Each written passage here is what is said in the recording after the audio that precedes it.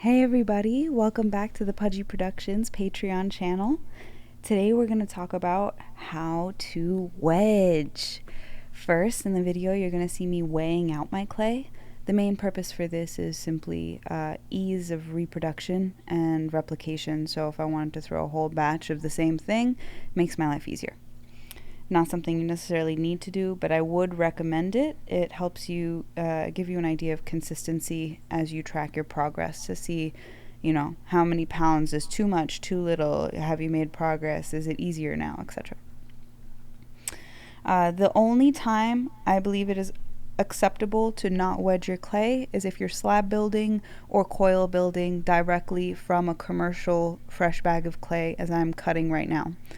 If you are ever working with a recycled bag of clay, doesn't matter what you're doing with it, recycled clay always needs extra wedging, so make sure you do that. The two main reasons for wedging are to get rid of air bubbles and to prep your clay ball for the wheel. Air bubbles are exactly what they sound like, pockets of air, tiny assassins that hide in the clay, and they ruin your pieces at the worst possible time. So we try and wedge out the clay to get rid of those, to help make it as smooth as possible for you in your throwing practices. The second, the wheel prep, is clay is dirt, it has memory.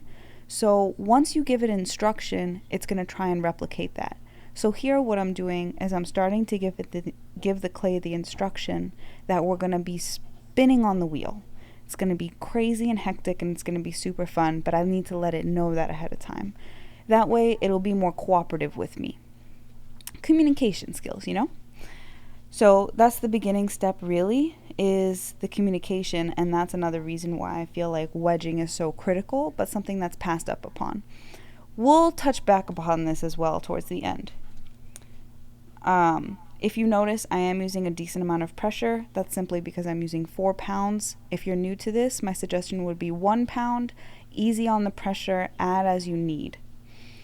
How to wedge. We're going to start in a moment, but real quick, be sure in your wedging practice that you're not so aggressive that you smear the clay. If it starts smearing thin against your table surface, you're going to cause air bubbles and you're stressing out the clay too much. So now, first, we start with the downward and outward motion. If you see, I'm pushing down and away from myself, but like I mentioned, I'm not smearing the clay against the table. It's just a gentle push, like we're kneading dough. Note that the rotation lifts up 90 degrees, comes towards me, and then pushes back away from myself. This consistent motion is important. You want a repetition and a steady pace. Once you get that motion going, it's helpful because your clay dries out less. There's less time on your hands, less time on the table surface, which ultimately means your clay is going to be less dry, easier to work with. So those are going to be really critical. Just slapping my clay into a nice little ball. So next, when we work on this next piece of clay as we're wedging, please keep in mind how my hands are shaped along the outsides. My left and my right hands are cupped like C's. They're applying pressure inward simultaneously while I'm applying pressure down and out. All of this is happening at the same time so that my ball of clay remains a ball. If my hands were just along the tops, it would end up a log instead of a ball of clay looking like a pear. Then, I just run it along the table for good luck and to help me shape it because it's a decent amount of clay. But as well, if you notice, I haven't been digging my fingers into the clay when we wedge. That would cause air bubbles. We really just want to make sure this is a smooth, rounded surface to the best of our ability. Slapping it into a proper form in the end is totally acceptable. The pads of my hand are really all that's doing the pressure and the work in the rotations. And you can kind of see the spiral in the base here as I'm working.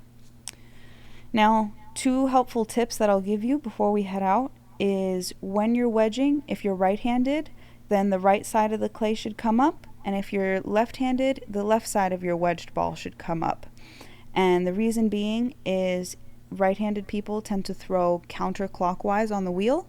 Left-handed people tend to throw clockwise on the wheel.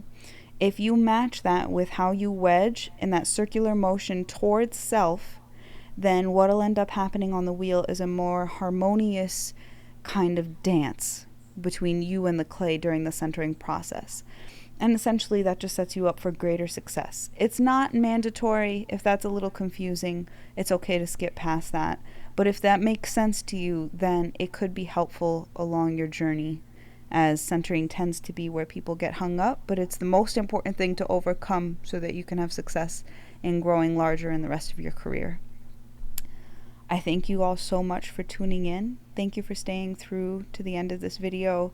I appreciate you all, and I hope that you have much success and joy in your ceramic journey and through all of this pottery nonsense, ancient art form.